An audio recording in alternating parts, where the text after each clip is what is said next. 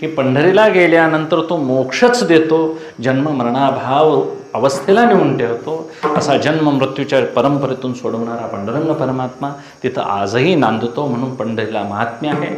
पंढरी हे क्षेत्र आहे, तिथं संतांचं आम्हाला वचन प्रमाण आहे. शास्त्रही तसं सांगतं, संतांची संगतीही तशी आहे. चंद्रभागेच्या रूपानं दयाच वाहते पांडुरंगाची. आणि साक्षात तिथं उपास्य देव उभा आहे, विटेवर कोठेवर हात ठेवून आहे. पंढरी चंद्रभागेसारखं तीर्थ वाहतं, संतांची आम्हाला संगती लाभते. क्षेत्र म्हणून पंढरी अविनाश आहे. आधी रचिली पंढरी मग वैकुंठ नगरी, जेव्हा नवते चराचर तेव्हा होते पंढरपूर. हे ऐकलेलंच का ऐकावं महाराज? तुम्हाला माहिती आहे, पंढरीचं महात्म्य माहिती आहे. पण ज्या निमित्तानं ऐकलं की ते एक वेगळ्या पर्वकाळाला जी भावना होती